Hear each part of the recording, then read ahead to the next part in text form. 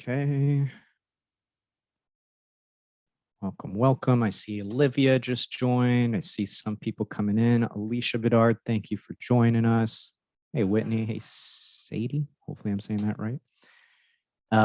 We're just going to give a couple minutes to people coming in. Here's what I'll say. I believe everybody's chat defaults to hosts and panelists. So we want to hear from you for sure, but we also want everybody else to hear from you. So make sure you change that to everyone. Christina already eager to talk. I love that. So yeah, just a reminder, let's change the chat to everyone. And I know, Craig, are you still in Portugal? I am. Wow. Okay. So we got Portugal here. Where's everybody else tuning in from? Ellicottville. Love it. Hailing from Toronto, Canada myself. Texas, Detroit. I love it. Oh, Audrey, you are in Lisbon, Portugal. No, we need to get Fanya's all the things. Let me know what neighborhood you're in. I lived in Lisbon for 2 years. I have many recommendations. I love it. Okay.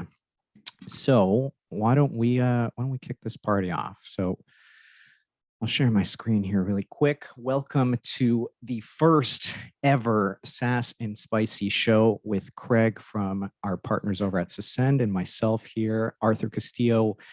I am the Senior Manager of Community and Field Marketing here at Chili Piper. And we had such a great time in our first one. Craig could not be stumped. So looking at the audience to stump Craig on lead routing today. Yes. But we have a really interesting conversation here.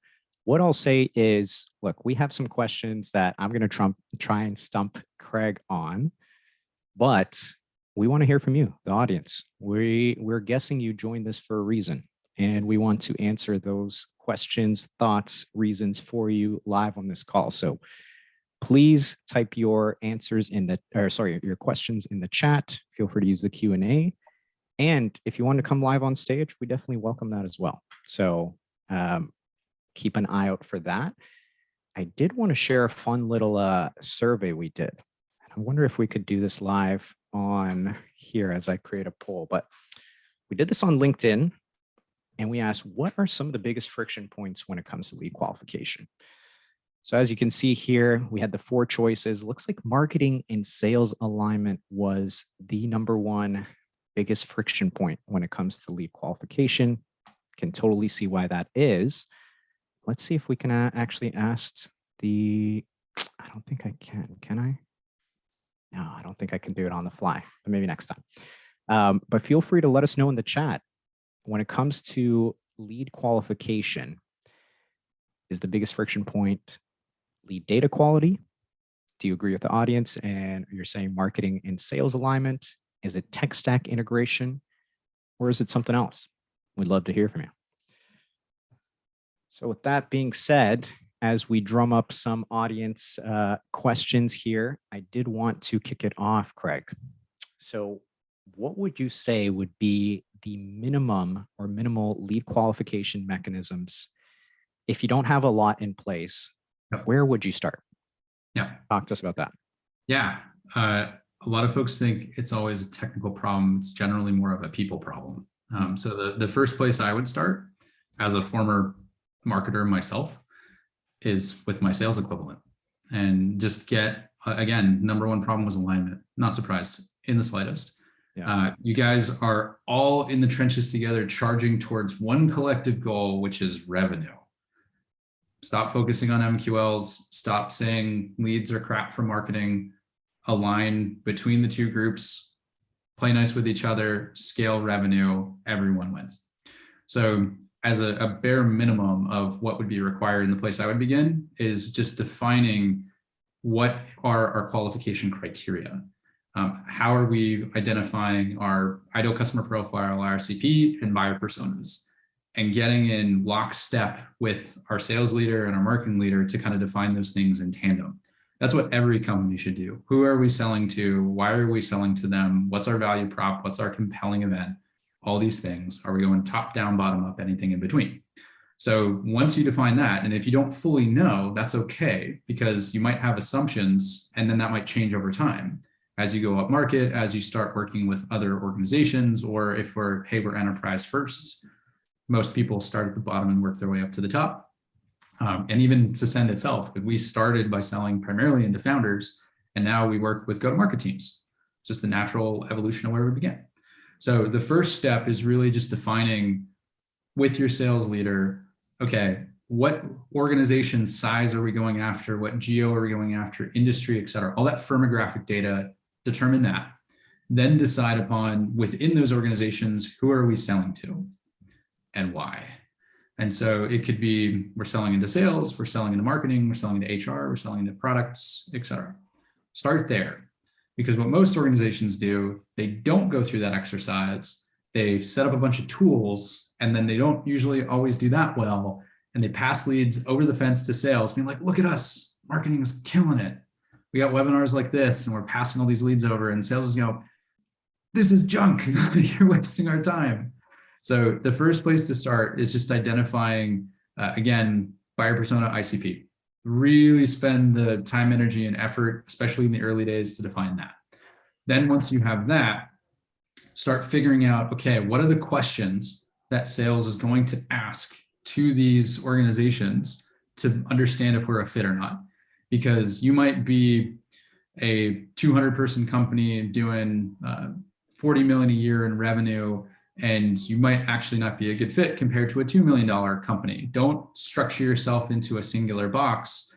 Have different qualifiers to understand true kind of fit against whatever that might be. It could be system oriented. It could be team structure oriented. And sometimes there's smaller teams that are outperforming bigger teams. And if you go purely off numbers, you think the smaller team is less valuable than the bigger team. It's not always the case. So figuring out what those qualification questions are. Then after you go through that exercise, that's when you start focusing on tech stack, process, and even preceding tech stack, defining what does that handoff process look like? When is marketing going to pass a lead to sales? When are we going to convert the lead to a deal? How are we going to run through the deal? How are we going to attribute back? But I know today we're focusing purely on lead qualification. So to kind of recap, make nice with your sales equivalent or your marketing equivalent for all the salespeople out there. Identify ICP buyer persona. Who are we going after? Why are we going after them? Understand qualification criteria that your sales team is going to ask through their process. Yep. And then focus on, okay, marketing the sales handoff, SLAs, structure to be able to say, hey, we're passing this lead and we know they're a high quality lead because we've done that homework ahead of time and baked it into our systems. So tech stack almost comes at the very end of that journey. So that's where I would begin. And right on cue, I see we have Sadie here in the chat saying, yep, the sales to marketing is definitely a struggle. AK Sales says this lead that filled out a form looks fake and not a real person. Yes. I think you bring up such an interesting point, Craig, and even understanding what are the questions that sales is asking, right? Yes. Because I think we often confuse qualification with discovery. And that first call is more, if we look at qualification, I don't know if you'd agree with this, would it be like, can they buy from us? Yeah. Bottom line, right? Like, what are those questions to know? Hey, I know for us in Chili Piper, they need to be on Salesforce or HubSpot. If they're not, I'm sorry, we can't sell to you. So that is the baseline qualification. Anything that comes after that, that's when we start to get more into discovery and timelines and understanding that. So Sadie, happy to, if you're open to it, would love to bring you up on stage to hear this, because one of the questions, and to go off that point, once we understand what sales is asking, maybe there's an opportunity for us to use that in the copy. Maybe there's an opportunity for us to add that into the form itself. So we are using their own qualifications and saying, hey, you said these 3 things were imperative in terms of you selling to them. They checked everything off here on the form. So where's the disconnect there? Now, I think another interesting point is, and I am starting to see this shift more and more, but we talk about sales and marketing alignment. What about the marketing teams that aren't aligned to revenue and they have a leads goal? Do you think it's almost impossible to really align them if they're not tied to revenue and they're just trying to send over leads? No, because leads precede revenue. So if they are tied to revenue, they're just tied to top of funnel. But it also depends on the type of selling that they're doing. Are they a transactional sale? And then marketing literally generates revenue based off of programs that they're running for smaller purchase decisions, right? But if anyone is tied to leads, meetings, they're ultimately tied to pipeline, and final throughput is revenue. The only exception to that entire rule, and even these folks are tied to revenue, are marketers purely just focused on awareness. It's about impressions. It's about kind of getting out to the market, et cetera. Even if you're focusing on kind of those motions and programs, that can have revenue impact. But typically, that's not the case. In early days, it's more, we need, as my former CEO used to say, we need butts and seats. Like we gotta get them going. Like that's what we gotta focus on. But I'd love to kind of go back to Sadie's point, Arthur, and just kind of talk through the realness of a lead. Again, Sadie, if you focus on kind of the exercises that I just framed of who are we selling to, why are we selling to them, what are the qualifiers, et cetera, you can bake that into your system architecture to do that pre-qualification. And the benefit of that is if you agree and say, okay, an A lead is this, a B lead is this, and a C lead is this, you can have the system tell you, here's how many A leads, here's how many B leads, here's how many C leads. And you can build in mechanisms to kind of qualify to see if they're real or valuable or have a high level of intent. Back to kind of Arthur's point, take systems. We're the same thing. HubSpot or Salesforce or CRM. If you're outside of those two systems, our first question to you is, do you have interest in moving to this system? If the answer to that question is no, we'll say, thank you for your time. We are not the fit for you. Go talk to these people. So something as simple as that, of being able to bake that in, you can dynamically do that in a marketing automation tool like a HubSpot, a Pardot, or a Marketo to answer those questions for you as you're getting conversions. So that's a really, really simple method of lead qualification. Is you're focusing less on what I like to call kind of like the first date fields and questions, which is, what's your title? Where are you located? What's your company? Things like that. And more on the, hey, let's kind of get to know each other at a more intimate level, because then you can bake that back into a grading or scoring system to better understand high quality of fit with high quality of intent, which then means we can automate, pass it faster using a chili piper, using a variety of different methods to say, we have a grade A lead with a high level of intent, kick it over to sales faster than you can say go. That's what I'm talking about. So hopefully, Sadie, that kind of puts you on the right path. Now, in terms of if it's a real person or not, again, we probably need a little more context on what sales even means by that. But most likely what they're referring to is you're sending over a lead we don't view as good. Now, one way that you can make that process better and make it more objective rather than a perception is building in a feedback loop. So for every lead that you're passing over to sales, having a mechanism on the sales side, Salesforce side, or HubSpot side, or whichever CRM of choice, which effectively is hey, we accept it, we're taking the baton, we're running with it, or we reject it, and here's why we reject it, and making that both standard with a little bit of custom. The standard should just be a simple dropdown, which is pre-baked. Here's the reasons why for reporting. And then a little bit of kind of contextual understanding that the SDR, BDR, AE, whichever salesperson is kind of qualifying your lead, this is why they're not a fit at that point, at that baton pass.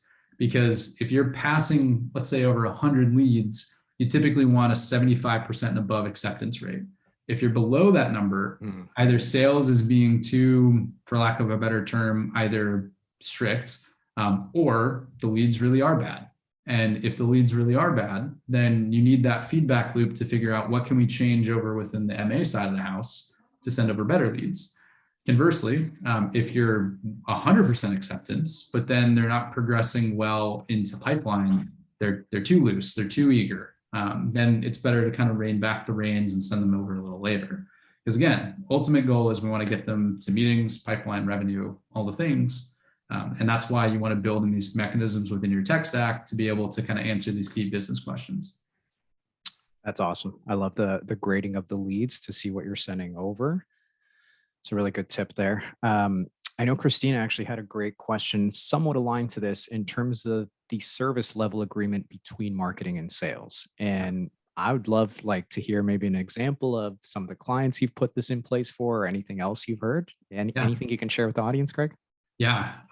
Sales and marketing alignment typically has two friction points. Either sales is rejecting all the leads and views the leads as garbage, or, and this usually happens after, they gain this perception of all these leads are garbage, they're not worth our time, and then they don't take any action at all.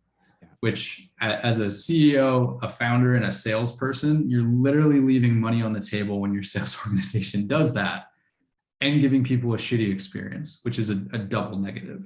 So generally, by service level agreement or SLA, it's just a commitment between marketing and sales. When marketing passes a lead over to sales, they're going to take an action within some given time frame.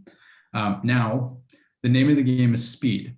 If you have what we call a hand raise, which is someone saying, I want to talk to someone in sales, you have literal minutes to make that happen. And this is my one product plug for the day. That is where a Chili Piper works very, very well for a lot of organizations, because it takes out the middleman and just allows them to book a meeting, and you can do it based off of qualifications within your MA system and book it directly on your sales team's calendar. Big, big win. Now, if you want to go the route of passing it to a human, and then the human is kind of responsible to take action to ultimately book that meeting, 5 minutes or less is ideal. 10 minutes or less is okay. Beyond 10 minutes, no bueno. Now, I don't know about you, Arthur, but again, I'm not like sitting at my desk as a salesperson waiting for a lead to come through on Slack so I can act really, really quickly. But there are some organizations that want to run with that. Now, that's the hand raised leads. That's the most valuable. The majority of leads are going to be content generated leads. Folks that are gathering information, they're kind of exchanging that kind of conversion for data. So are they a good fit? Are they not a good fit, et cetera? And those folks that we're passing over, it's not minutes. It can literally, in some cases, be days. It depends on the org and how you want to handle it. Typically, we'd like to have kind of an SLA for A grade leads and B grade leads. For C grade leads and D grade leads, either you can automate it using tools like an Outreach or a SalesLoft or a Conversica, in case you want to invest in a little bit of AI function to just try to book meetings that are from not so great fit folks, but we don't want to spend too much time for our AEs. And again, A grade leads and B grade leads, or 1, 2, 3, 4, whichever way you want to frame it, that should be either automated or hyper-personalized. So typically, we like to reserve hyper-personalization for the A grade leads. B grade leads, you can put them through a general sequence, but depends on the org. Now, in terms of the speed, expectation is no more than a day, generally. So 24 hours from when we pass it over. And again, it's that acceptance, that baton pass. If we deny, we want to deny as quickly as possible. If we accept, we want you to run with it. Now, in general, we had a client generating 600 hand raises a month, like a fair amount of people that want to talk to sales. That is a significant volume. If you're in that range, congratulations. The majority are not. But 600 hand raisers. There was lack of marketing and sales alignment. They were passing over leads. The average response time was 2.5 weeks, if at all. 2.5 weeks. We got that down to an hour and a half. Still not where it needs to be, but still significantly better than 2.5 weeks. So again, the reason this is so important is you want to hold your sales folks accountable, because again, you're leaving money on the table and pipeline that could be generated, because marketing generated leads generally will engage with you more because they know who you are, versus, hey, we're going to outbound to people and we got to build relationship rapport, et cetera. So that SLA function, that ability to be able to track marketing has passed this lead over, sales has accepted or denied this lead within a certain time frame. I don't know about you. I don't like seeing red next to my reps' names, nor do my reps like seeing red next to their names. You can build really, really good feedback loops. And team, I will tell you, behavior changes really fast when you see a negative number or a very big number next to your name on a very simple dashboard. We like to call it effectively the wall of shame. So if I'm as a sales leader hopping on with my team and kind of saying, hey, this person is kind of leading the pack on slowness to respond to marketing leads. John, why are you not hitting your number? This is why you're not hitting your number. Speed it up. So again, for SLAs, super, super important. creates accountability, it creates a really good alignment. But again, it all stems from what do we consider a best fit, a great fit, a good fit, an okay fit, and a bad fit. If you don't define that, then and you're just passing over 100, you might legitimately be passing over 100 shitty leads, but you don't know. You're just passing over the collective quantity without understanding the quality. I love that. And we're going to get into lead grading in just a second here.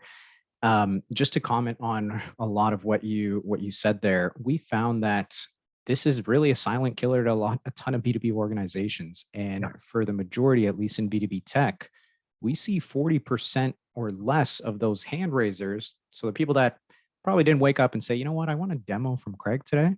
They've talked about it. They landed on your website. You spent thousands, maybe millions of dollars to do that.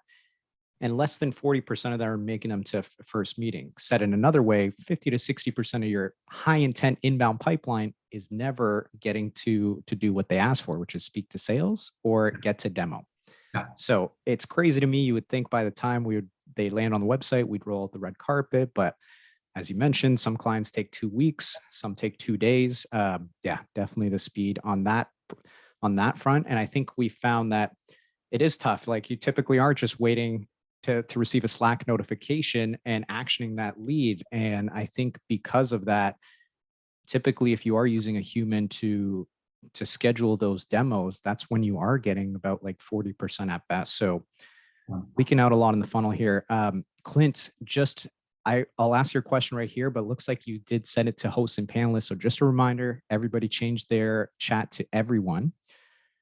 But Clint's got a big one for us here. So he asks, how does the framework change when we're thinking about ABM, when there's not a pipeline of leads coming in, but instead sales members are outbounding the leads from third-party systems? How should sales and marketing align on which accounts they should be prioritizing and titles they should be targeting? More specifically, how would you recommend making that outreach from sales visible to marketing?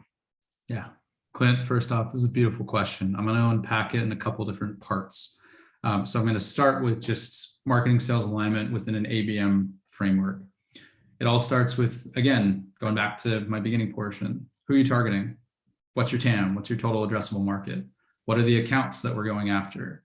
How many of them exist? Is that number going to be a continuously rolling number?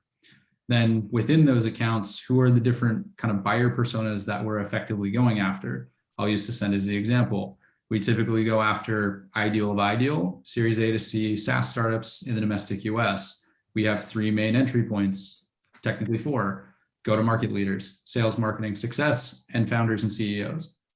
So within that framework, we want to know everybody in marketing, everybody in sales, everybody in CS, and who the founder and CEO is. That's our kind of buyer personas within those particular accounts. It's constantly growing because VCs are fundraising and injecting more money into startups all the time. So the first thing is just defining who you're targeting in terms of accounts, why you're targeting them, what's the makeup of those accounts, getting that data, whether through third parties like a ZoomInfo, Clearbit, LeadIQ, et cetera, Seamless, and then injecting it into your CRM like a Salesforce or HubSpot. Second piece, after you've identified kind of which companies and which people within those companies that you know of, tiering system. Not all organizations are created equal. T1, T2, T3, and then specialty targets, like kind of the outliers or the exceptions of the rule. Map out the T1, T2, T3, or make it equal, and that's okay. But generally, there's going to be makeups of organizations that are going to be better fits based off of, again, those qualifiers. It might be technographic data, systems they use, size of organization, number of people within a certain team, you name it, different criteria. So start there. Start with TAM definition, buyer persona definition, begin with that part. That'd be great. Then after you've done that, which is the same exercise that we went through for kind of marketing and sales alignment with kind of a lead generation model, then what you want to do in terms of getting better visibility into sales motions and actions is your sales team, most likely, if you're doing any sort of ABM, is doing using some sort of sales engagement tool. Sometimes this is native on HubSpot. Sometimes this is like an Outreach or a Sales Loft or a Groove. If they're using one of those tools, you can integrate this into your CRM. If it's Salesforce, if it's HubSpot, come talk to us. We can help you do that integration. But if it's Salesforce, you can map this data in to see account actions. Now, natively, this is done at a field level. The ideal of ideal is you're doing this at a campaign level. So for every sequence or cadence or whatever nomenclature you want to use for how you're outbounding to organizations, you want that as a campaign, which then can be tied to leads, contacts, and accounts in Salesforce. And then on the marketing side of the house, you want to tie your MA system into campaigns. So it equalizes all the touches. Marketing touches, sales touches, everybody is tracking individual functions. So you can actually see what accounts they're engaging with, who they're engaging with at those accounts. So that's step 3. Step 4 is you want to have lead to account mapping or routing. Hey, guess what? You're on a Chili Piper webinar. They can do that. So the benefit of that is you made assumptions. You went after initial buyer personas, but fun fact for you all, average lifespan of an email is 9 months, which means that there's fluidity of people, especially in the market we're in today. And depending on your targets, people might be moving. They might be going to new places. We literally had a woman inbound on our site because we have personalization on our site. It was like, your site mentioned my former company, not my current company. I was like, our bad. So Jessica, if you're watching this, we are sorry.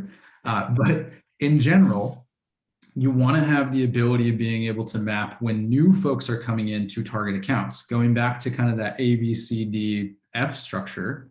If they're coming in from a target account and they match certain buyer personas, mega A lead. If they're raising their hand, super A lead, because the system folks, the ZoomInfos, the Clearbits, the Seamlesses, they only have databases sizes that are so big and they keep them updated only so much that they don't fully keep pace with how quickly people are transitioning into new organizations. Mm-hmm. So you're going to start with assumptions. There's going to be new players that are coming into that arena. If you don't have lead to account routing, you're going to run into a lot of pain, simply because a 22-year-old SDR might call on a target account with a senior C-suite leader with someone that your AE is currently going through a deal with. Very bad. That's what my thing of nightmares. So to kind of unpack it, same starting point, defining who our targets are, your TAM, which accounts, tiering them, 1A, 2, buyer personas at that account, who are we going after, why are we going after them? Then from there, having kind of, again, equalizing activity tracking, campaign tracking between marketing and sales alignment, having that reporting throughput so you know who they're going after, why, or what accounts marketing is activating. And then 4, lead to account mapping. So the new folks that are coming in, making sure they're going into our target accounts, we're tracking how much marketing is generating from that and kind of saying, hey, look at us, we're kicking butt. We're not only activating existing folks we're targeting, we're also generating net new folks we didn't even know existed. Clint, I know what you're thinking. Yes, we will send you the replay. That was an amazing 4-step breakdown, but Clint's actually open to coming up on stage. So would love to get Clint after that masterclass that we just heard from Craig on how to do this. Any follow-up questions, or if you want to talk through the situation a little bit more, Clint, you should be able to come off mute. Hello. Hey. Yeah, no, that is all great. And thank you for breaking that all down, Craig. One of kind of I think that's all in theory easy to set up, but the issue is when accounts change and when tiers change and how everyone aligns on that. Speaking like operationally, that's where I struggle with. If that should be automated, if we should do that manually to start and then switch to automated. So that's where I would love your thoughts on, when you have a tier 1 and then you have a really hot tier 2 there that you're like, well, maybe we should swap out with the tier 1 because, that tier 1 hasn't given us anything for a while. So just curious on what your thoughts are and if you would recommend going manually through that process, or if that should be an automated process where if they hit the website 5 times, then they become a tier 1. If they haven't done anything for a while, then they move back to tier 2. Just curious on your thoughts there. Yeah.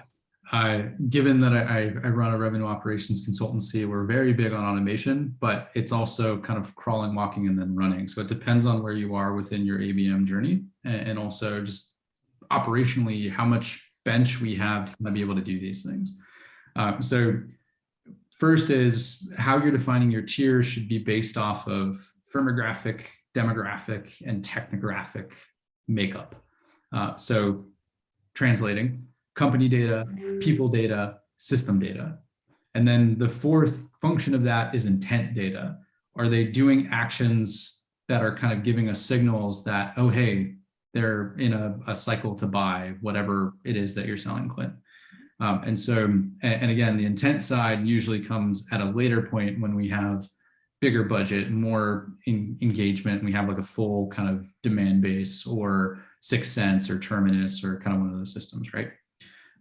Before that point, if we're just kind of getting our feet wet with an ABM, start manual. Just again, define what's the makeup of the organization. Start by kind of changing those tiers, but generally tiers are kind of, again, fit rather than just intent. The intent side should be tracked separately to kind of flag, like you said, we have a tier 2 that's showing a lot of intent. They're doing a lot of action against us. We're getting a lot of momentum and a groundswell from our marketing efforts and our sales efforts versus a T1 might barely even know we exist and might not be in a buying cycle. But because of our assumptions we made, they're a T1 and they're a T2. But again, like I said, with Sasenda as the example, it evolves over time. As you're moving more up market or you're getting more data in terms of number of people that you're selling to, you start seeing patterns and trends to be able to say, actually, they're not a T1. They're actually a T3. We thought they were a T1, but now we know this, and hence why that should move. So start manual, start with, again, that alignment and those assumptions, and then you can start baking in things like intent data, the larger ABM platforms, Clearbit enrichment, and all of these different kind of tools and functions to kind of automate that process rather than having to kind of click the button in Salesforce. Got it. Makes total sense. Thank you. You're welcome. And Clint, just so we know, what's your role and what's the company you're with? Out of curiosity. Yeah, I work for Rhino. We are a fintech kind of startup, and we sell to property managers. So we're in a little bit of a weird space where small amount of property managers out there in the world, and I focus on kind of our growth marketing and enterprise side. So take an even smaller portion of that small portion, and so we just have a limited number of accounts that we sell to. So we've kind of been standing up an ABM, and leads aren't as prosperous in that world. Just because there's small numbers. So we've really been aligning on prioritization of accounts. And when we're outbounding into those accounts, who should we be outbounding with what message, and trying to focus on all of those types of things. But we've kind of gotten a little bit of a struggle with, when you have that small of an account, I think sales looks at it and says, well, we should be targeting everyone. There's only 500, so we should go after everyone. It's not like we have 10,000 addressable accounts. And my kind of role has been trying to get everyone to understand, well, yes, there's 500, but these are the most important 20. These are the next important 100. Everyone else, the inbound, great, let's talk to them. If they don't worry about them until they get to that point. Yeah. A TAM of 500 is very healthy. I've talked to an organization that has a TAM of 9.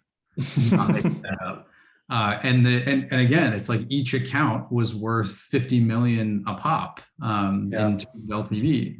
So it's like you land one of them, you're very healthy. But I think there's, again, the way you're framing it is exactly correct. It's here's the top, here's kind of middle tier, this is everybody else. If they come to us, fantastic, but we're going to focus here, try to build that up, and then we'll go kind of backward. So yeah, it's a great question, Clint, but any other questions or things we can address? No, that was awesome. Thank you. Welcome. Love that. Amazing. Thank you so much for coming on stage, Clint. I know it can be a little nerve-wracking, so appreciate you giving us a little context into that and getting into a good back and forth. This is what we're all about in the SaaS and Spicy show. Think of it as a hotline. If you want to come on, talk through some of your issues, challenges, what you're hoping to do, that's what this is for. Now, Craig, I know you've mentioned lead rating quite a few times now, and I'm wondering if we can give the audience maybe a little bit more of a framework of how would you map out A leads versus B leads, and what is the C&D that you wouldn't necessarily have an SLA on, so they can leave here with a little bit something more tactical. Can you walk us through that? 100%. So again, grade is a sign of fit. Score is a sign of intent. And I'm using kind of the marketing automation terminology. If you're a Marketo user, it's a person score versus a behavior score. Person score is grade, behavior score is fit, is intent, excuse me. And so again, if it's HubSpot, they don't even have a grading structure, but you can easily build one. And again, I want to make that very clear distinction. Grade should be based on what we know of who has purchased from us or assumptions we have made of product market fit. What companies are we going after? What people in those organizations are we going after? And are there any other kind of X factors that we should have that influence us, like Clint's target accounts, right? In terms of behavior scoring, this can be related to what actions are they taking on website, what content are they downloading, what webinars are they joining. If we have kind of a freemium model, how much kind of usage data are they doing within our tool that's showcasing kind of intent to buy. So we're only going to talk about the grading side. So to unpack how to do this, again, I'm going to go back to the very beginning of the call. Sit with your marketing and sales leaders, define kind of who we're going after, why we're going after them. And again, there's three categories: demographic data, people; firmographic data, company; technographic data, technologies and usage. Those are the three buckets that determine grade. We'll use Chili Piper as an example. Like you said, technographically, they have to be on HubSpot or Salesforce. If they're not on HubSpot or Salesforce, it doesn't work. In terms of, again, the level of organization, Chili Piper started in kind of smaller to mid-sized startups. You now are going kind of more mid-market and enterprise. Like you naturally are going to evolve. Your structure of who you're going after and firmographically is going to change. And then the people of those organizations, probably operations, sales, marketing, possibly even CS. And I don't know, maybe the odd kind of product or kind of engineering person, not sure. But again, once you've defined what type of organization you're going after, what's the makeup of that organization, and then who are the people in that organization, again, it's human to human selling. It's people selling. We sell to people that have problems that we're trying to solve with technology and services and all the things to ultimately grow. So how to kind of create the A, B, C, D, et cetera, is basically defining within the structure of, like I said earlier, best fit, great fit, good fit, okay fit, bad fit. And so again, not all levers are created equal. Chili Piper, I don't know if this is true, excusing the assumption, Arthur, might view Salesforce folks as a great fit and HubSpot folks as a good fit. So within that grading criteria, it's not necessarily equal, but at least it's not a bad fit where it's any other CRM. So if you kind of think of it in a matrix, you would define what are the variables that impact the grade, what are the different criteria that we consider, again, in kind of great to bad, and then depending on how much of what is we weighted. So you can do weighted averages to figure out kind of the actual letter grade or do a number, however you want to do that makeup, and can use your marketing automation system or even your CRM to kind of do these calculations for you. We like to have, again, a weighted structure where you actually have like B- leads, B leads, and B+ leads, because again, if it's just a B, we don't know, is it a strong B or is it a weak B?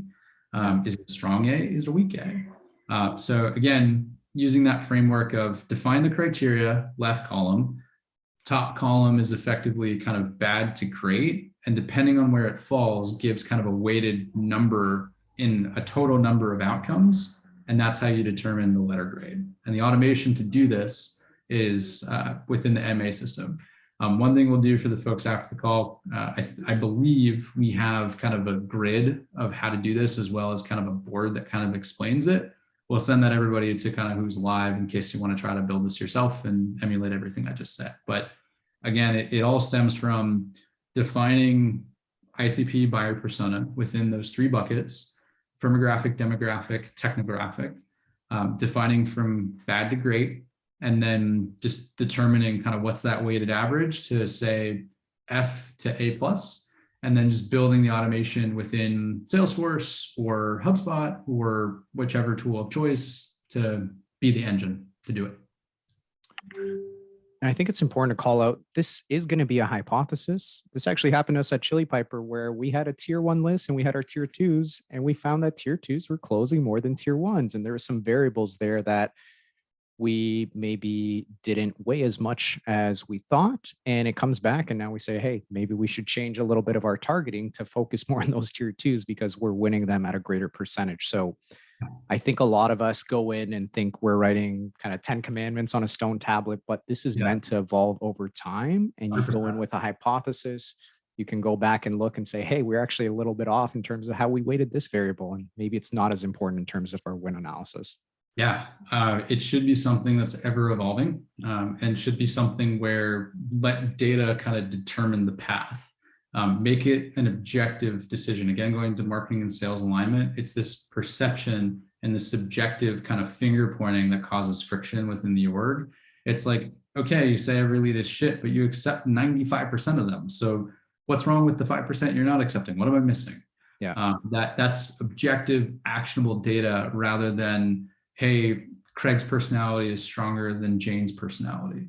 It should be objective, not subjective. And again, you're going to make assumptions, break those assumptions, and then you'll evolve. So it shouldn't be, we said it once and we forget it. It should be iterative. One thing I'll say on the grading side, especially, if you're having the vast majority be A pluses, you're doing it wrong. So it should be a very small portion. The vast majority shouldn't be A's. You should kind of protect that with a lot of intention, because again, if we're sending over all these A-graded leads to sales and it turns out they aren't, friction starts. Exactly. Yeah. Such a great point of like, every lead's a great lead. You should be able to close everything. That's not how it works. I think this is in line with our next caller on the hotline, the SaaS and Spicy hotline. So Kelly is asking a little bit around lead routing and account tiering. So Kelly, welcome to the SaaS and Spicy hotline. Give us your question here. Hey guys. Hey, Kelly.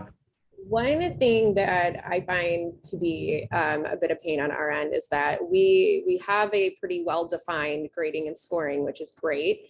The problem ends up being over frequent requests to modify how we're routing and how we're prioritizing accounts.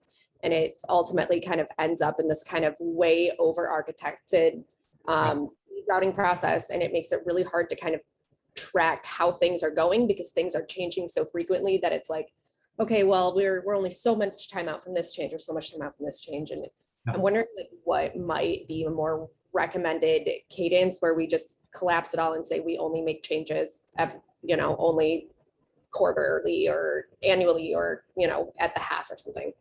Yeah. Kelly, are we on the marketing side, sales side, or ops side? Marketing ops. Marketing ops. Beautiful. Okay. Short answer is doing nothing and over engineering typically generally result in the same problem, which is bad experience. Where if we're constantly making changes, we're not making progress. And again, kind of going back to what I talked about, of objective versus subjective, it's basically, it's going to be death of 1,000 cuts. So in terms of the actual time frame, my argument would be, depends on two factors: volume of how many leads that we're getting, and two, your average sales cycle and kind of, or full funnel cycle of start to finish. Because if we're basically making all these changes and we can't actually see the proper output, you don't have a good enough data set to kind of be able to say, oh, this is working really well, or, oh, this is not working, we got to make a change. Sure.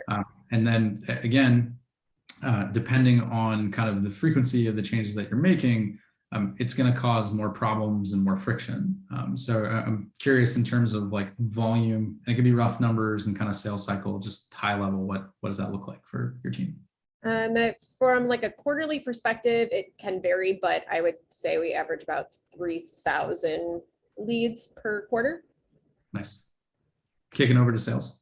I guess into the system, and then we probably move about half of those become MQLs, and then kind of filters down from there. So I think our full conversion rate is around like 6% of full inbounds become converted.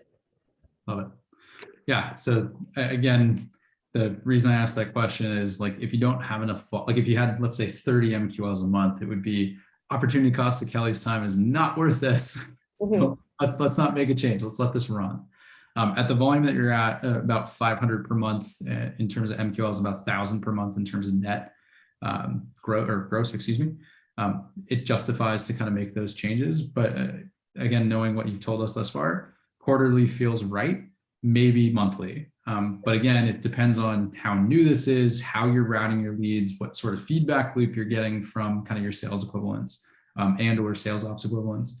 But again, if we're making changes daily, weekly, et cetera, you're never going to get enough of a run rate to see, is this effective or not? So to answer your question, quarterly, you can tell your bosses or other folks, you can blame me. Craig said quarterly, go with that. Thank you.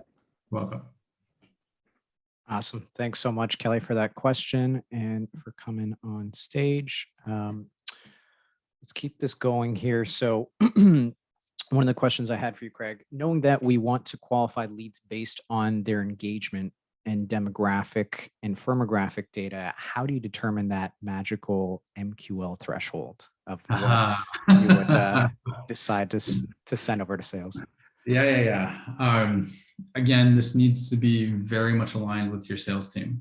Don't define this in a silo of marketing only. That is a recipe for tremendous kind of headbutting. So depends on the stage of the organization, but I'm going to talk mainly from the state, like early days. We're just defining MQLs for the first time. There's kind of three ways to think about it. You have intent, which is action. You have fit, which is purely qualification. And then you have both. Most people start with intent. They start with a generic score. I don't know why, but 50 is the magical number. 50, 100, etc. And that's usually derived from the marketing automation system. Again, pick your MA tool of choice. They're taking actions, they're making efforts. The way that we like to kind of describe scoring or the intent side is based off of funnel position. Not all marketing actions are created equal. If I open 50 emails or I go to 50 pages on your website, that doesn't mean I'm a good fit for sales. That just means that either I'm a hyperactive bunny or I got multiple people in my organization with my cookie and they all looked at your website. Not good. So most people start with intent because it's easy.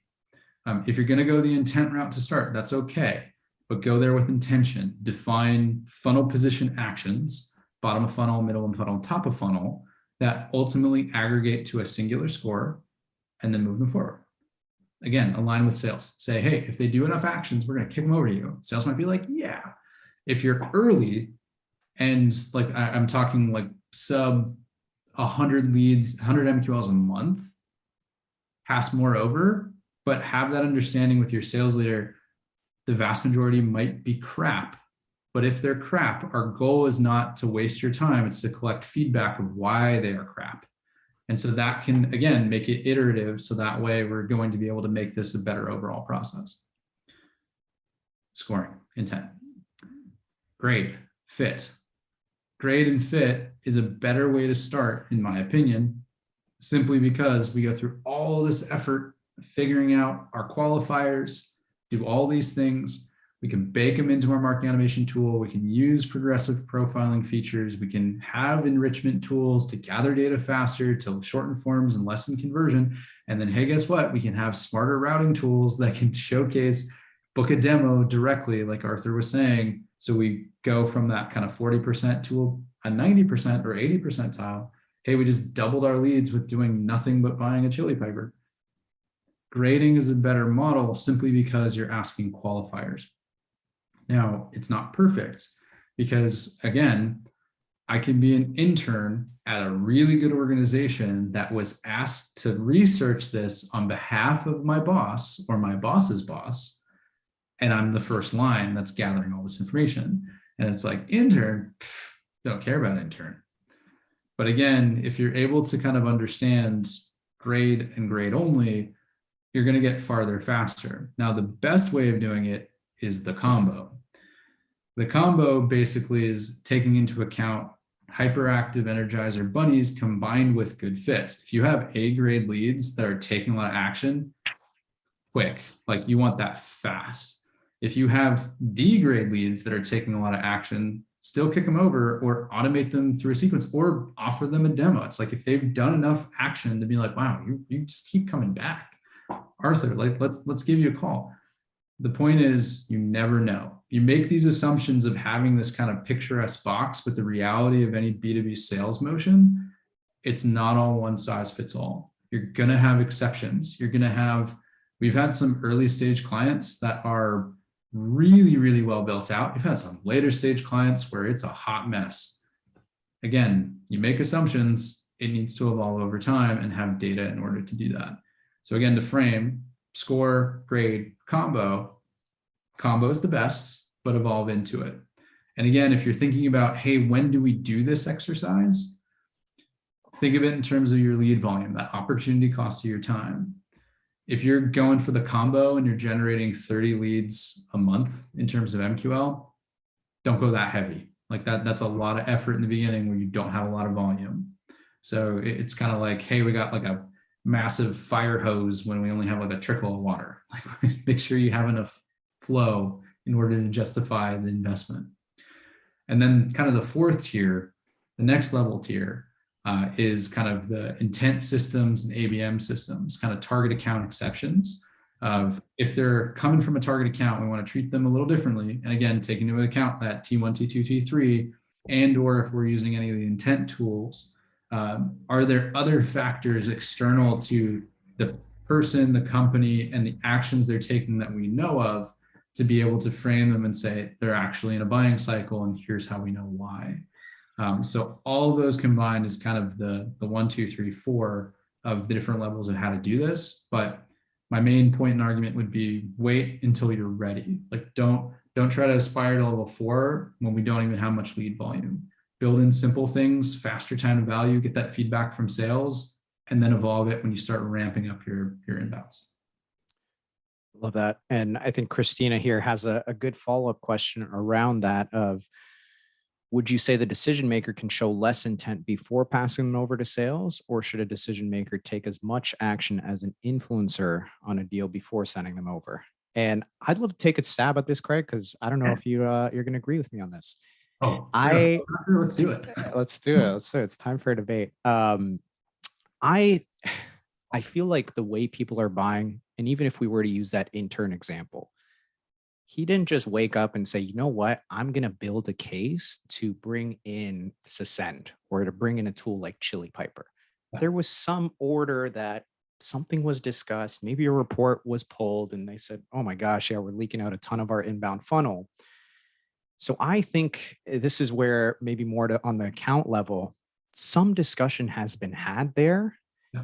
And I think if there's been a discussion, that's what I feel like sales reps, we want to have the best discussions of, hey, when are you going to buy this tool? Right. But there's so much more that you can get from a call. And I guess all Craigs are brilliant, because I was speaking with Craig Handy over from Shopify, and he talked about an example where he was consulting a client and they looked at their ICP disqualification criteria. Yep. And they judged that based on their last year's closed one. And based on that, they would have disqualified 60% of their closed one revenue. Wow. So super interesting in that maybe the type of person that we're letting through, or if we just had that conversation to really understand, hey, what have you tried so far? And what are you, where are you trying to get to? I find often qualification is where are you at right now? We don't often ask where they're trying to get to. So my take is, I don't think so, Christina. I think if we know it from a grade fit, this is a good account, we should not really wait for them to take action. Let's have that conversation and start understanding more. That's my perspective. I want to hear from you, Craig. Pretty confident, Arthur, that BuzzFeed released a list of names and kind of what they mean, and it actually said Craigs are the worst. I don't know if that's true or not, but I will take your word. In terms of Christina's question, again, I think there's been a shift again. The last shift happens in kind of the 2007, 2008, when kind of marketing automation started to gain more traction and buyers started doing more research ahead of time. We've now had a second shift, literally in the last probably 18 to 24 months, where there's even more behind closed door conversation that's happening. Yeah. And a great example of that is this kind of SaaS and Spicy conversation. There's a lot of discussion that's happening within communities, that's happening within groups of people, that's happening at literal just in-person events. that don't even involve you. Like look at kind of Clint and Kelly. They're asking questions that they're gaining more understanding. So I think we're having this shift into kind of almost community-led selling and much more consultative selling. And so that's where, like, when we go to organizations, we never say like, hey, everybody wants to grow, everybody wants to hockey stick. But again, what are our problems? Like, what are we trying to solve and why are we trying to solve them? And so if we can align to that, we can help you, fantastic. If I can give you insight and better understanding, even better. And if you can do it yourself, power to you. But I think the short answer to kind of get back to Christina's root question is no, it doesn't matter if it's a decision maker or if it's an intern. If the organization is a good fit, make that groundswell, get that insight, like have that conversation, be like, hey, like, are we just doing research for a paper we're writing, or like, tell me more. Like, and to your point, there's all of these conversations that are happening offline or potentially digitally, but there's no way we're going to be able to see them. I can't tell you how many times in the last probably 6 months we've had folks come to us. I was like, oh, I heard about you from a CMO community, or heard about you from this. That's like, oh, that's great. We got like champions and people who are talking about us, and we want to know, how'd you find us?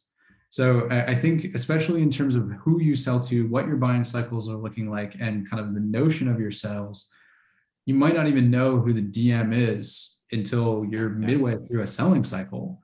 So again, those assumptions that you have, it shouldn't be super, super concrete. And we have this concept of cherry picking of, again, you might have an F lead that your system is saying, this is an F lead that's showing a bunch of intent. Sometimes it's worth talking to those people, because it's like, hey, Arthur, I'm going to be candid with you. My system is telling me that this conversation isn't worth the time. Tell me more. Like, I want to understand, like, why are you doing so much? And they might be like, oh man, we have all these problems. Like, we need you. This is great. And then there you go. Like it should never be set in stone. The systems are only going to get you so far. Human to human, people to people. That's who you want to sell to. Right on time. We got a minute left. Thank you all for your questions and engagement. This has been a great first SaaS and Spicy edition, and we hope to bring many more of these to you. Now, I did want to end this with an opportunity to book that CRM and marketing automation audit with Sasend, with Craig and his team. If you didn't pick this up on how he just described everything just now, they are experts on this. We here at Chili Piper, we send a ton of our customers to Craig and his team over at Sasend, because we know they're in good hands and they're going to be able to figure out a lot of these lead qualification and routing questions that just came up. So would urge you all, if you've stuck around this long, to take advantage of this. No cost to you, but you get a chance to really talk about some of the challenges that you might be going through and see if Sasend can help you out. Now, I know Craig and his team will be sending those follow-up materials as well, but if you do want to take advantage of that, that's right here. Otherwise, I'm sure everybody has something to get to. So thank you all again for the engagement, Craig. Thank you for your time. That was awesome. Looking forward to the next one, and keep us honest. If there's any topics, any questions that you want to ask in the upcoming one, we'd love to hear from you. 100%. I got to work on my swag game, Arthur. Exactly. We'll get you. And my mic game. You're coming in like crystal clear, like Billy Mays, man. It's great. Awesome. Thanks, everybody. We'll catch you at the next one.